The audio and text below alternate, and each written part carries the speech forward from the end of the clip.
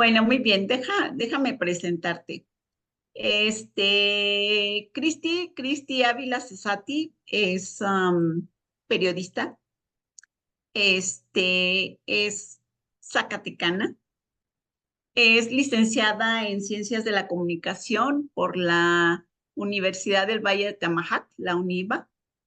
Es máster en cine documental por la Universidad Complutense de Madrid. Es diplomada en Cultura de Paz por la Universidad de Barcelona. En 2008 abandonó su carrera en los medios de comunicación como CNN, NBC, Telemundo, para crear Corresponsal de Paz. Es fundadora y directora del portal Corresponsal de Paz y tiene un podcast titulado Hablemos de Paz. Ha escrito libros como La paz que sí existe y que el periodismo ignora, 20 historias para leer en tiempos de guerra. Esto fue en el 2015 al 2017. Y México en el laberinto de la contradicción, cómo pacificar a un país que no está oficialmente en guerra, y lo escribió en 2014. Cristi también ha obtenido premios en España por la Asociación de la Prensa de Madrid, en Alemania por la Fundación Friedrich Ebert, en México por la Suprema Corte de Justicia y en Inglaterra por One World Media. Sus reconocimientos en 2019 por la International Courage Award, en 2017 Woman of Peace Award, en 2001 Woman Leaders in the Latin American News Media. Y aparte, Cristi es una amante de los gatunos y perrunos.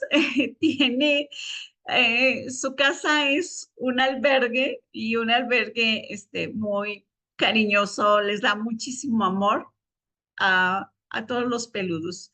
Entonces, Cristi, bienvenida, gracias por estar aquí.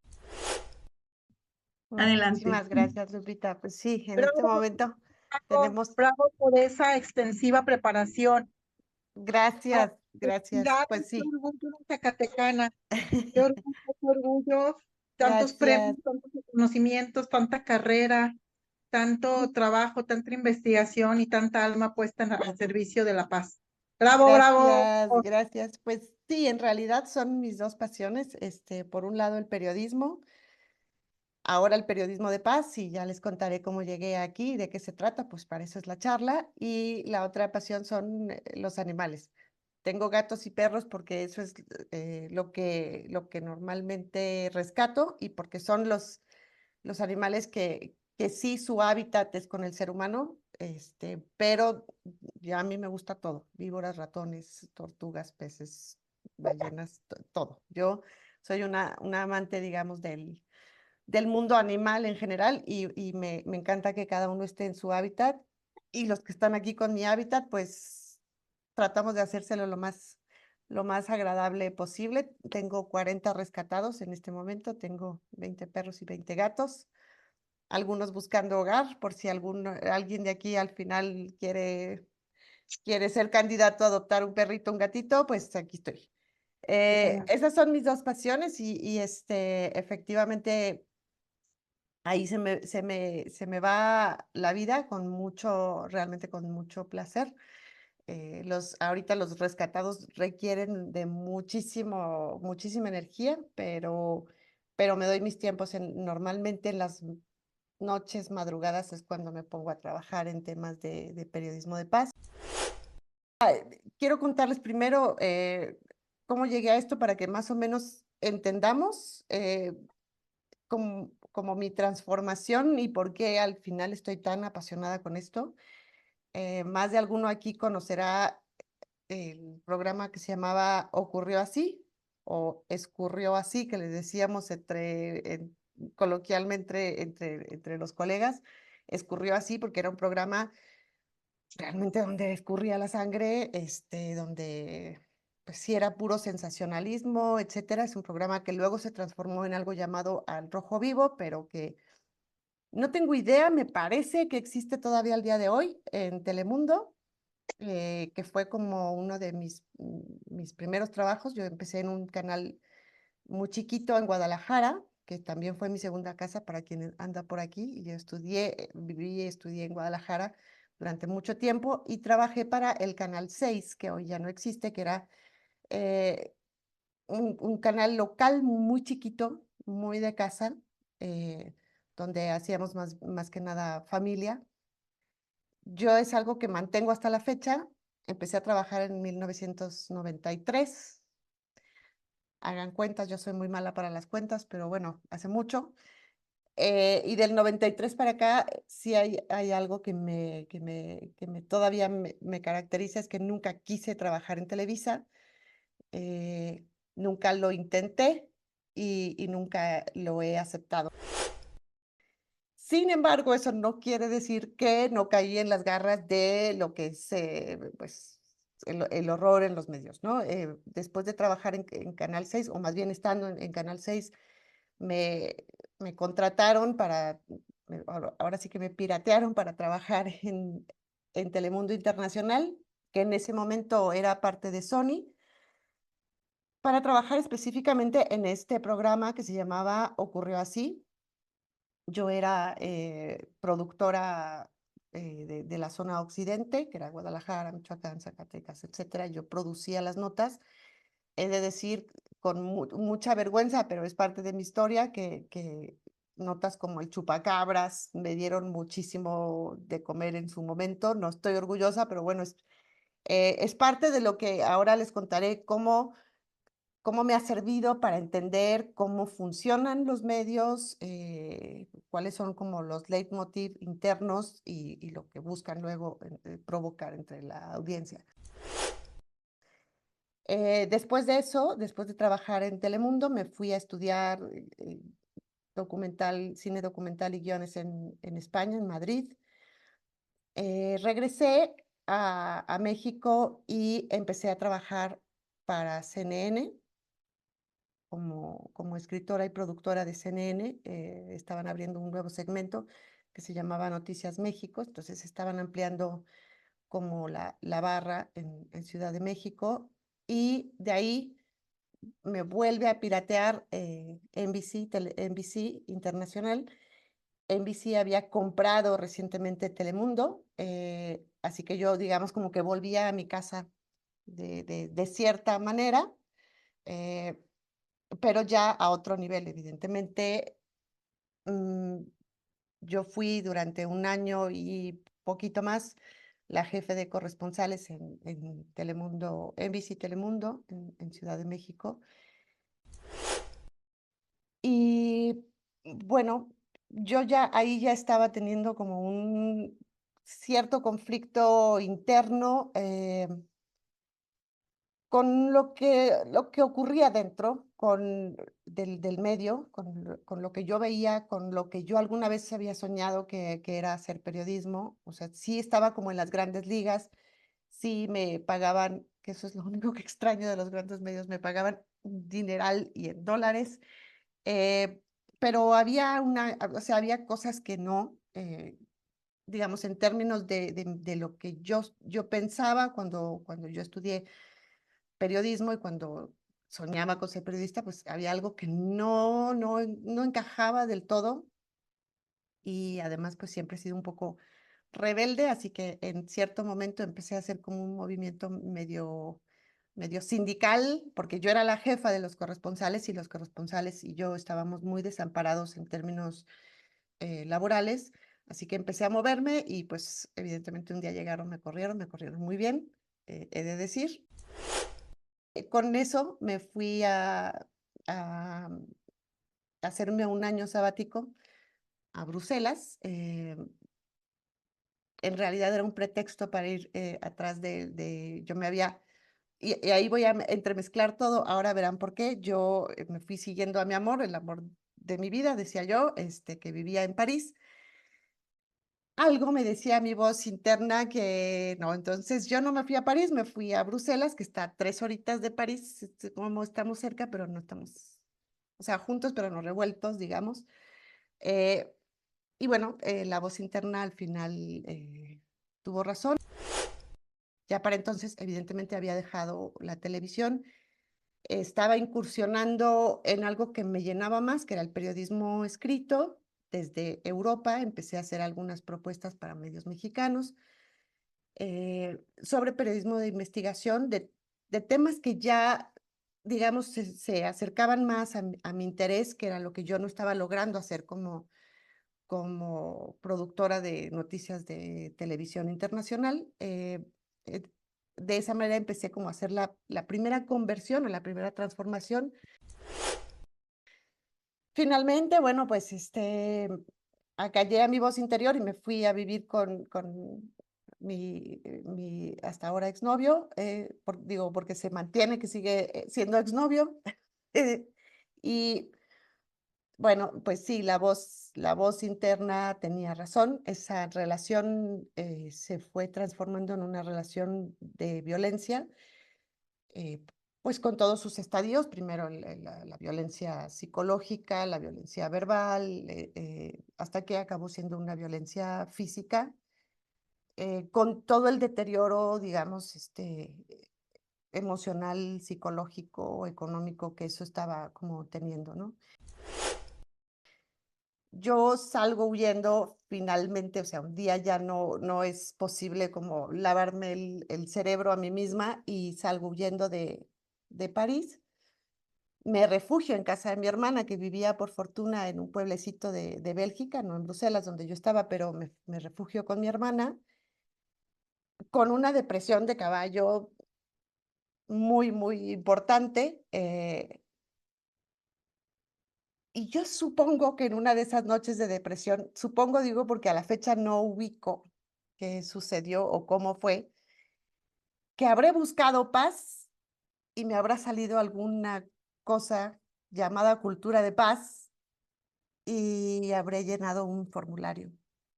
Porque después de un tiempo yo, bueno, me regresé a México, me regresé, no quería saber nada de medios, no quería saber nada de nadie, ni de nada, y llegué hasta Zacatecas, o sea, llegué a Zacatecas así como de derrotada, muy deprimida, muy mal, física, económica, emocional y psicológicamente, muy mal. Y no les miento, pero a la semana de estar aquí, como todavía como, pues medio en shock, medio tal, me llegó una carta en físico a mi casita, a mi casa de mis padres, diciendo, ha sido usted aceptada para la beca que solicitó para estudiar cultura de paz. A la fecha, no sé cómo lo hice, cuándo lo hice, no lo tengo registrado. Eso de la cultura de paz para mí era como de, justo como lo que mucha gente piensa, que eso qué es, con qué se come, suena muy bonito, pero no sé qué es. Pero bueno, tengo una beca y aceptaban en ese momento solamente a 20 extranjeros en ese diplomado. Entonces, bueno, pues reemprendí viaje, me fui a Barcelona, a un lugar, el campus de donde yo estudié la diplomatura, también tenía era como un buen presagio, se llamaba Belaterra, o se llama Belaterra, que era como la bella tierra, ¿no? Después de todo esto. Y yo empiezo a estudiar cultura de paz en la Universidad Autónoma de Barcelona sin saber exactamente ni de qué se trataba, ni por qué lo había pedido, ni cómo lo había pedido, ni cómo lo había obtenido. Pero bueno, ahí estaba. Y claro, todavía para entonces, con todo esta como vorágine de lo que había ocurrido con mi relación y conmigo misma, para mí, pues la vida se parecía mucho, creo, al discurso que hay ahora. O sea, para mí, él tenía la culpa de todo, de las guerras, del tsunami en Asia que acababa de ocurrir ahí en ese momento en el 2004. Para mí, él era el culpable de todo absolutamente. Empiezo a estudiar cultura de paz y empiezo como a tener la primera transformación que era comprender mi propia violencia. O sea, la violencia que yo ejercía también, aunque no era física, pero mucha psicológica. Creo que las mujeres somos pues se nos da la violencia psicológica. Empecé a entender también la naturaleza de mis propias violencias y eso sí me empezó como a romper una estructura interna importante, bonito, porque esa primera transformación me fue permitiendo abrir un paso al perdón. Y no hablo del perdón católico o cristiano, era realmente un perdón primero hacia mí, a lo que había ocurrido, a él, por supuesto, que hoy somos amigos a la distancia, porque allá cada quien en su lugar está bien. Esa fue como, creo, la primera cosa buena de haber estudiado cultura de paz, como de primero entender mucho de mi interior, que tenía que ver con mi exterior, y fuimos teniendo como varios módulos sobre filosofía, sobre la diplomatura. Es muy interesante porque era muy completa y cada módulo se enfocaba como en diferentes cosas. Y al final de esa diplomatura teníamos que proponer una tesina, no una tesis como tal, así de esas que se tardan 2 años, sino era sí, un trabajo final, una tesina donde, digamos, nos centráramos o en alguno de los módulos o en alguno de los temas que habíamos estado ahí revisando. Y yo recuerdo que decidí hacerlo porque cada módulo me había ido como gustando mucho y yo iba pensando mucho, no solo en mí, sino también en mi trabajo como periodista, que hasta entonces todavía no daba con el periodismo de paz. Ya estaba estudiando cultura de paz, pero no había dado específicamente con eso. Pero cada módulo, pues al ser periodista, pues me tocaba mucho con lo que yo había estado haciendo como periodista hasta ese momento, de tal modo que propuse hacer un trabajo sobre las violencias en México. Eh, y mi asesor de tesis, yo me acuerdo que un día me sentó y me dijo, Cristina, o sea, a ver, tienes que centrarte en un tema, tienes que centrarte o en las muertas de Juárez, y lo digo así porque así se le conocía en ese momento a nivel internacional. Suena durísimo, por eso justo quiero que hablemos ahora pero así se le conocía, las muertas de Juárez. O te centras en las muertas de Juárez o te centras en el narcotráfico, pero me decía, pero todo no lo vas a poder abarcar. Me decía, es muchísimo y además, pues, o sea, no vas a tener tiempo, no hay manera y te vas a volver loca. Pero bueno, hay una cosa que me caracteriza a mí, que soy muy necia, así que pues decidí hacer la tesina de todas maneras sobre las violencias en México, tratando de demostrar en ese documento, no lo logré, ahora explicaré un poco por qué, de demostrar que México estaba expuesto a muchos tipos de violencia en muchos niveles, porque hay tipos y hay niveles de violencia, eso es lo que había ido aprendiendo, y desde hacía mucho tiempo, ¿no? Entonces, y que eso evidentemente tenía un efecto en la cultura violenta en la que estábamos inmersos en México.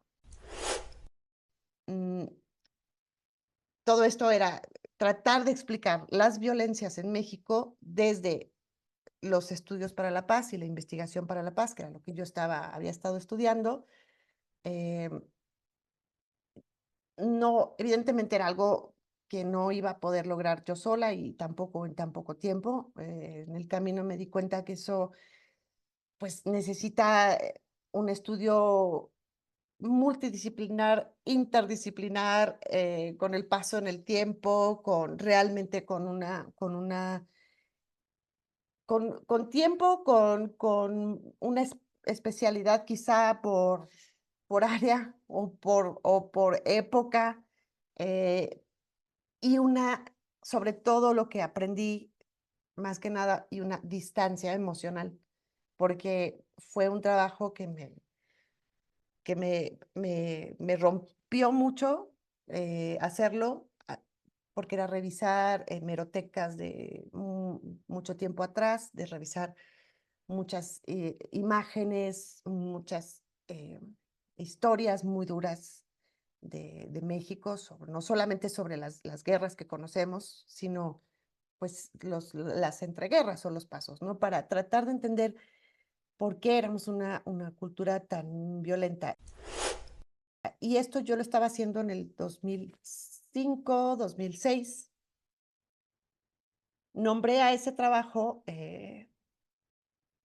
México en el laberinto de la contradicción, un poco haciendo un guiño justamente a Octavio Paz, que había tratado de explicar México y como la cultura mexicana. Y en ese momento se llamaba La guerra que se libra, pero no se nombra, porque nadie hablaba de guerra en México. Y yo estaba afirmando que México vivía algún tipo de guerra no reconocido como se reconoce de manera como convencional, pero que sin duda un país que tiene muchas más muertes violentas que lugares donde hay guerra abierta en el lapso de un año, pues evidentemente estaba librando una guerra.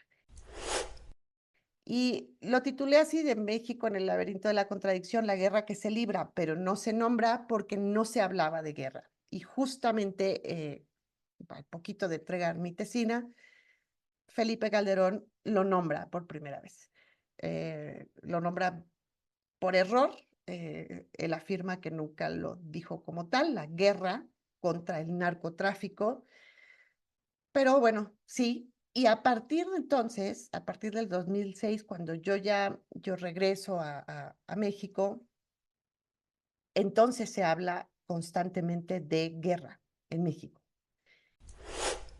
Para mí fue muy importante ver como este cambio en el lenguaje, porque justamente yo acabo creando Corresponsal de Paz y acabo dedicándome al periodismo de paz, justo haciendo esa tesina, descubro que uno de los grandes investigadores de investigación para la paz, sino el padre de la investigación para la paz, que es Johan Galtung, que es un noruego con una vida impresionante, interesante, acaba de morir este año, en febrero, si no mal recuerdo. Johan Galtung, él mismo había planteado algo llamado periodismo de paz. Era una propuesta que él hizo de una manera muy temprana, en los 70s, para hablar justamente de la importancia que tenía el lenguaje mediático. Estábamos hablando de los 70s, ¿no? O sea, lejos estábamos de lo que tenemos hoy. Y cuando yo justamente hice esta tesina, que tenía que revisar tantos documentos hemerográficos y tantos documentos gráficos como tales referentes a México, bueno, fui teniendo, creo, una segunda transformación, un segundo despertar, que como periodista me ocurrieron dos cosas. Yo había estudiado durante todo ese tiempo, había estudiado la diplomatura. En esa diplomatura me habían hablado de investigadores, de filósofos, de antropólogos, de muchísimas iniciativas que tenían como fin último buscar la pacificación de ciertas áreas, de ciertas maneras, desde ciertos lugares de estudio o en la acción. Y yo decía, o sea, tengo muchos años de periodista, ¿por qué esto no se conoce? O sea, ¿por qué todo lo que estoy aprendiendo aquí no se sabe? Era una cosa que me empezó a rondar, como decir, ¿por qué el mundo no sabe de esto? ¿Por qué todo esto existe y existe desde después de la Segunda Guerra Mundial? La investigación para la paz empezó, pues, terminandito la Segunda Guerra Mundial. y es todo un universo que trata, insisto, desde ángulos interdisciplinares a veces y multidisciplinares, otras veces se unen para hacer investigaciones o hacer publicaciones. Y yo, por un lado, me preguntaba, ¿esto por qué no se conoce? ¿Por qué no? El mundo no sabe más de esto. Porque hay institutos, universidades, cuán- cuánta posibilidad para poder estudiar la paz, estudiarla, investigarla, y gente dedicada a esto. Y ese fue como ya creo que la tercera y última transformación que tuve ahí, de decir, bueno, ¿qué pasa con la narrativa mediática? Que no solamente no le da lugar a todo ese universo que hay sobre la investigación para la paz, los estudios para la paz, la cultura de paz, las iniciativas de paz de todo el mundo, sino que además, o sea, su enfoque, y no solo en México, claro, yo estaba revisando lo de México, me tocaba de una manera muy personal, puntual, pero esto ocurre a nivel global. La narrativa mediática es no solamente sobre la violencia, sino que es violenta la mayor parte del tiempo. Y eso evidentemente tiene un efecto como en nosotros. Cuando yo veo esto, pues sí decido como que ya no quiero trabajar en los medios. Realmente tuve un último trabajo todavía como puntual, otra vez con CNN, regresando en de 2007 a 2000, todo 2007 y todo 2008, pedí que me corrieran y me lo concedieron, por fortuna, en 2008. Y Corresponsal de Paz como sitio web nace en marzo del 2009. Y la idea era crear un medio de comunicación. Hoy es muy fácil crear páginas web, o sea, hoy ya cualquiera prácticamente lo puede hacer.